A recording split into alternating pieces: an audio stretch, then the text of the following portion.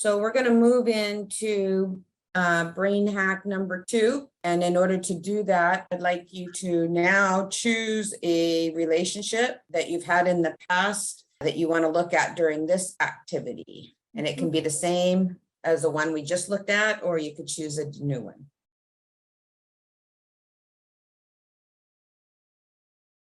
So hack number 2 is around values and beliefs. And the brain believes exactly what you tell it. What is the difference between I want a family man versus I want a good provider? How are these two people going to be different? And how is that going to impact your values and beliefs? The family man is going to focus on spending time with his family and being with them and making family moments, family memories.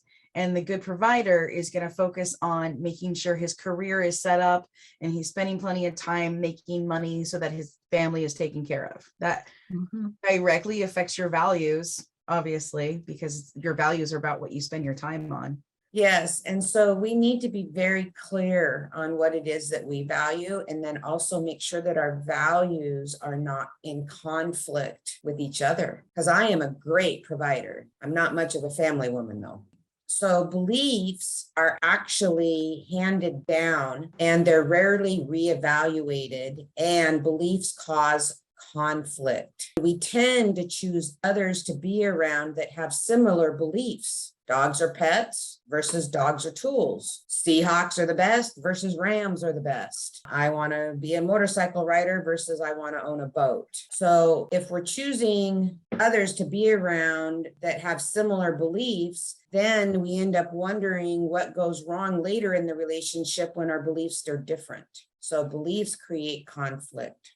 So many times we can have the same beliefs, yet have different values. So we want you to choose relationships based on similar values rather than similar beliefs. Now, values create what you do. Values create how we do it. Values create who we are, what we stand for, and where we are headed. Values are freely chosen. They develop and grow, and they create our experience. So we're going to play a game called value identification, and I'm going to list 5 beliefs. Then you are going to determine, yes, I agree, or no, I do not agree. Is there any gray area? Not in this activity, no.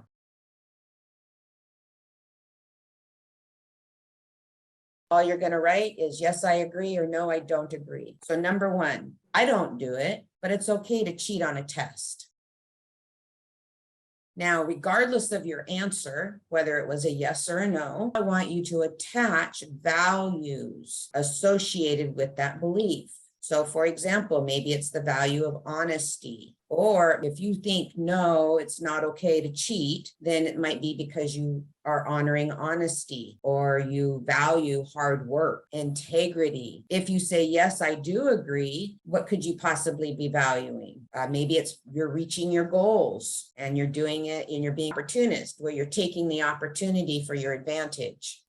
Maybe you value family time and that person spent more time with their family last night instead of studying. So regardless of how you answered, now I want you to attach what values you are operating from with that belief.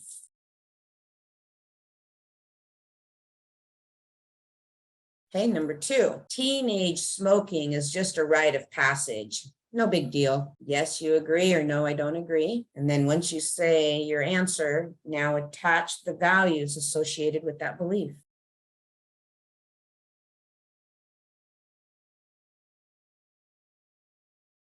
Value could be, first of all, health. I value my child's future. I value the ability to still be active. I value that they have care about their self-worth, or that they care about themselves. Ownership of their physical well-being. Penny, what's coming up for me is I'm still confused about the difference between beliefs and values. So beliefs are handed down, and then I think it said values are self-generated. I really don't think I agree with that.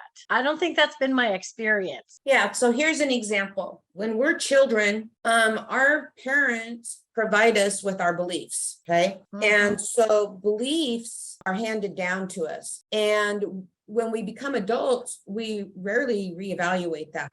We I just agree with stand that. in that belief. And then we use that belief to measure other people against and judge and ridicule. And so because they're not evaluated, we can walk around with a belief and have a very conflicting value and wonder why we're in discourse about this particular subject. Okay. This is Now, probably when the part that I don't understand. And I'm glad you're asking the question. When it comes to values, I get to choose my values freely based on what's important to me in my life at that time. So values shift, and that's why they develop and grow. And they also influence and create our current experience. So if I value family, and yet I don't feel like I'm getting enough family time, then no one loves me. Now that just created a new belief.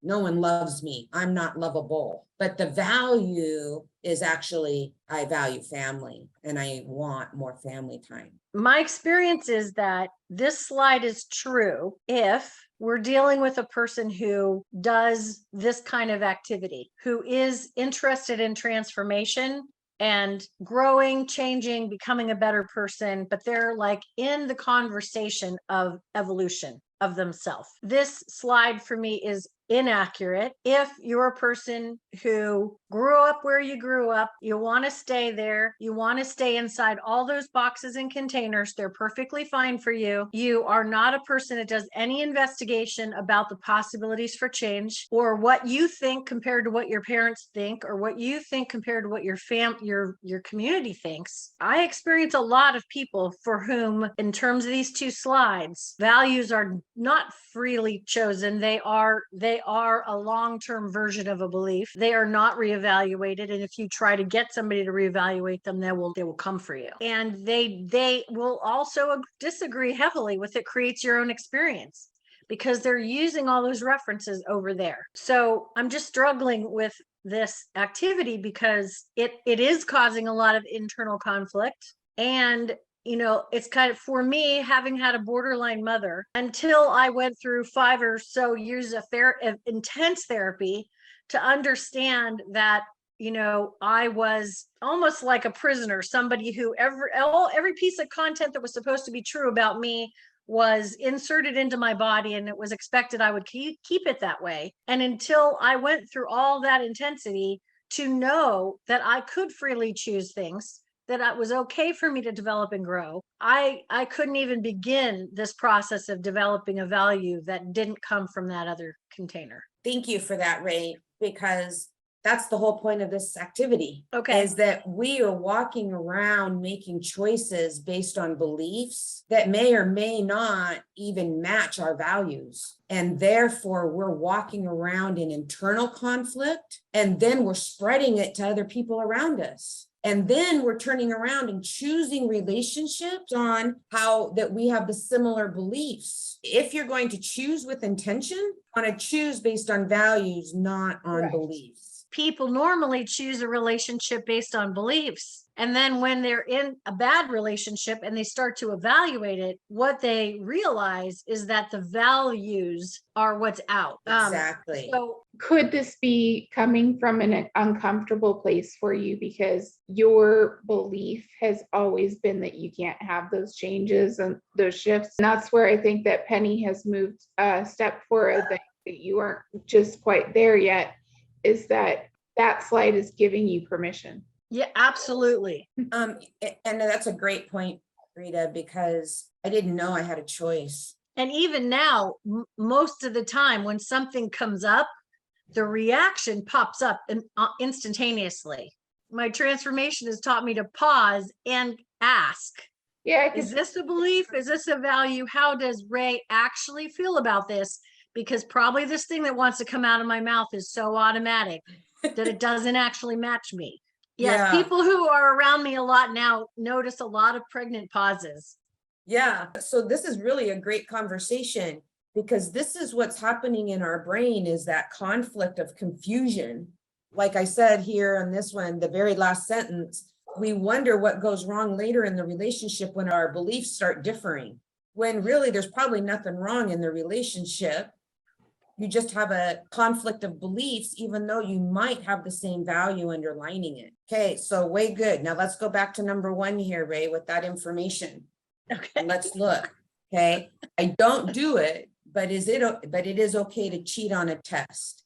Okay, So your belief is I don't do it, but it's okay to cheat on a test. no, I don't believe that's okay. Okay, so what values are you honoring with the belief that no, I don't agree? Honesty and doing the right thing. Okay, so those are two values that are very important to you. Write them down. What we're doing is we're actually rewiring the brain right now. Okay. And the brain is swirling and it doesn't know what to do. And I'm hoping that through going through multiples of these types of questions, the Yeah. clarity will start kicking in. Next one, teen smoking is just a rite of passage. No big deal. Now, for me, I'm going to say, yes, I agree. No big deal. Because I honor free choice. I honor volitional freedom to choose. I also learn by doing. And so I would like people to try new things, different things, so they know what they don't want as much as they know what they do want. Now, I also could sit and say, no, I don't agree. I honor physical health. I honor, like Ella said, activity and the ability to breathe fresh air. Okay, so sometimes our beliefs can be in conflict, but it can come from the same value. Number 3, cashier gives out an extra $20. You keep it.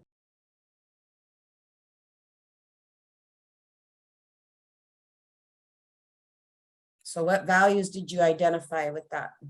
My value that I put down was honesty. My head went down a little bit longer of a trail. It's more than honesty is I don't want that cashier to get in trouble for having her till unbalanced at the end of the night. So it's empathy. I was gonna say, can having a guilty conscience be value, but empathy is better. Yes, thank you for bringing that up because you'll see how feeling guilty is on the negative and it's really what we're looking for, the affirmative, what we do want versus what we don't want. Next one, you accidentally bump a car in the parking lot as you're pulling out of a parking space without anyone seeing. You leave without notifying the owner.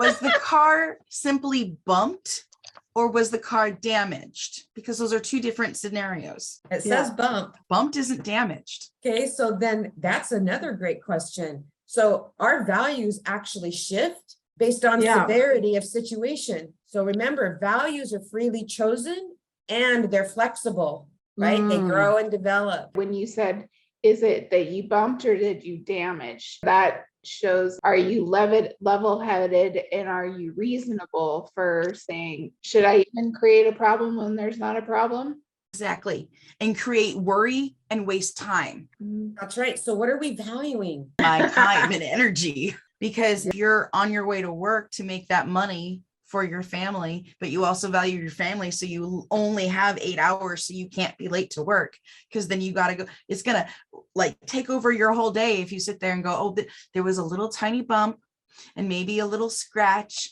but I need to bother you with it. Kind of like the ranking of our values. When we first read this, you accidentally bump a car in the parking lot, and Ella had the discernment to go, did we bump or did we damage? But what the brain wants to do is automatically judge. I would never do that, versus taking the facts literal and it was a bump. So that brain really wants to play tricks on you. Next one, no need to vote. Our voice does not make a difference.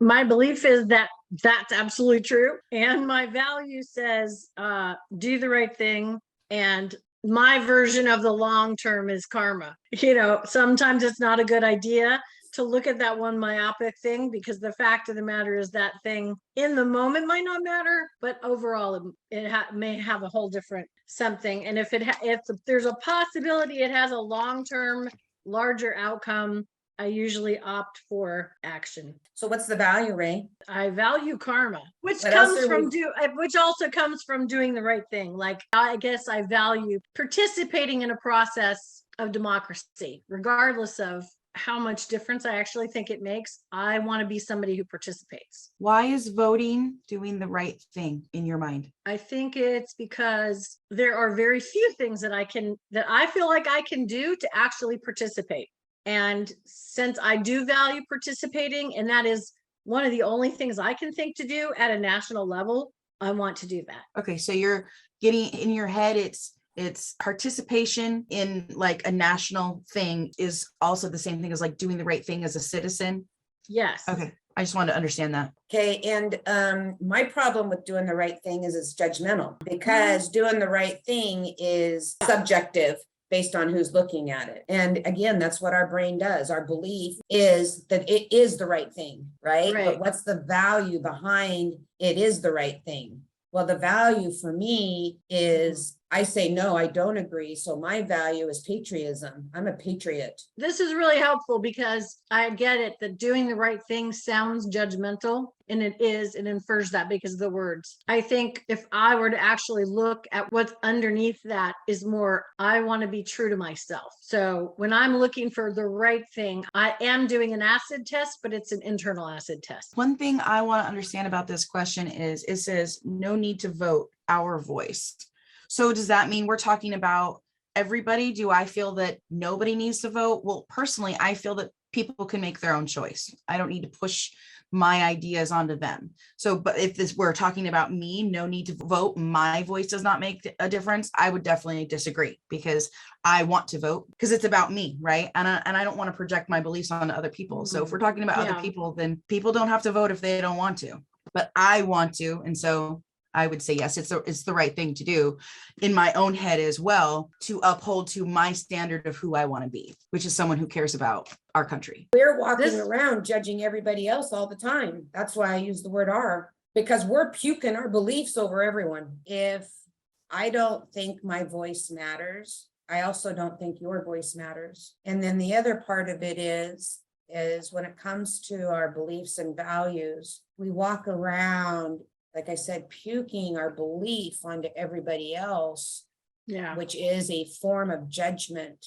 And regardless if it's I or ours, it's the same belief system, or stemming from the same belief system. For me, one of my large values is I want to be heard.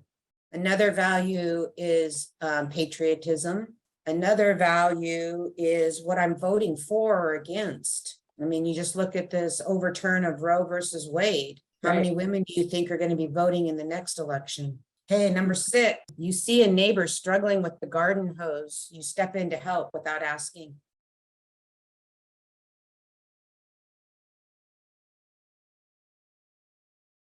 So are you agreeing or not agreeing? I'm not agreeing because I value other people's capability to be independent. So I'll ask, do you want help with that? And if they really don't want help, I'm not gonna, they need to learn something, they need to work something out. It's not for me to interfere with. Okay, so that value is independence. What else could that value be? Autonomy. Yeah, honoring their choice. Maybe privacy. Could be. For me too, depends on the situation, but let's say it was somebody that was kind of disabled in some capacity. I'm kind of back to where Ella was. I don't want them to think I'm judging them that they can't.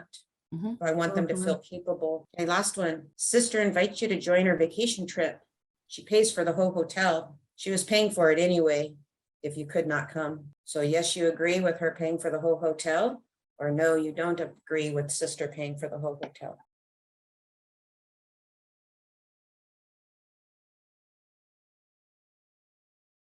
To answer this one, if I can, I would agree with this because the way I'm reading it is that my sister invited me. And so it's a gift and I'm going to honor her want to honor me in that way. But I'll probably also be like, well, let me buy dinner and breakfast. So what's that value?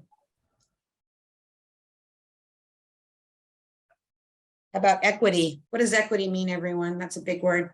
How much both sides are putting in. Yeah, the contributions from all.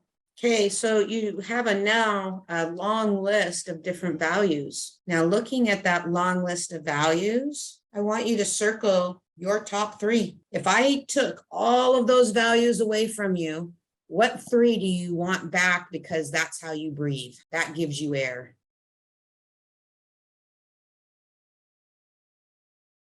Now that you've done that, looking at your list of values, what are you seeing more clearly? How do the list of values compare to the new measuring stick list in Brain Hack number 1, Law of Attraction? Can someone else have the same value yet a different belief? Are you focusing in on others' beliefs, what they say, or their values, what they do? One thing I see is that the 3 that I would keep are all tethered very firmly to everything on my flip list. That it would be an opportunity for me to allow people to have differences between their belief and their value. That sometimes that's just letting somebody have their autonomy and letting them have just a freedom of expression in the moment.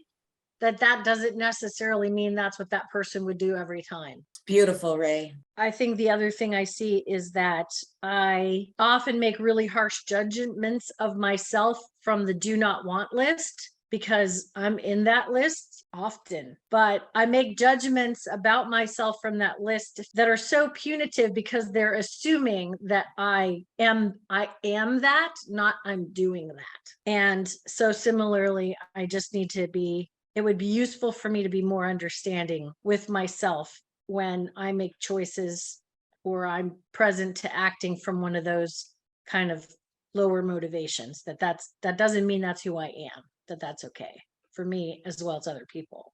Ray, what you mentioned is that you're judging yourself based on your beliefs. And in human behavior, that's like that negative self-talk, and it creates more harm than good, as we all know. Yet, if you focused in on the intent of your action based on your values, then would you be judging yourself negatively? Probably not, because I think that if I look at over time, I do think that I perform more consistent with my values, but I also have, some of those younger parts of myself that act from my addiction or from, a spiteful part of my personality. And if I'm to judge the action as if it were a value, I don't think I'm being fair to myself. Yeah, and that's a great example of how our belief can be different than our action. And so if we judged our action versus the trip the head's doing, we'd actually be giving ourselves credit and speaking kindly to ourselves. And you mentioned that you're just wanting to judge yourself based on past behaviors, past ways of, understanding the world, which is the belief, and not realizing that we have the freedom to choose differently now. And I think that's, again, where you got stuck earlier, is that you didn't know you had the choice. Exactly. Okay, so I'm going to add choosing relationships with intention is the goal. Now, what we have a tendency to do is to choose relationships based on feelings. I'm sharing the T model with you now. We have a tendency to choose relationships on that fear of we'll miss out if we don't buy into the good things they're giving us right now. Right? Or we're choosing the relationship based on the emotion of, oh, this feels warm and fuzzy, it must be love. Well, when you're making choices and decisions based on feelings, okay, it is a fear-based decision. Okay, we also have a tendency to choose relationships because we feel obligated to keep them doing well or what have you. And so what I've learned is that I need to be choosing relationships, being intentional about value match versus belief match. And when I walk in the willingness of observing other people, I get to make new choices around that individual being in or out of my life. Well, part of what I like about that is that I feel less guilty or need to feel guilty, because if I'm making a choice and if I'm evaluating a relationship and making a new choice for my betterment, then I have less to feel guilty about, because I'm not really making the choice to no longer be in relationship with that person based on their actions. It's more that those actions don't work for me. Absolutely, and it correlates directly to the pronoun usage down here at the bottom. We need to stop focusing on what others are doing or not doing and start focusing in on what's important to me and keeping me comfortable in my 6 areas of comfort and 6 areas of safety. So as you move through this next week, I want you to kind of play with these concepts and see how they interact in your world as you're making some new choices and decisions.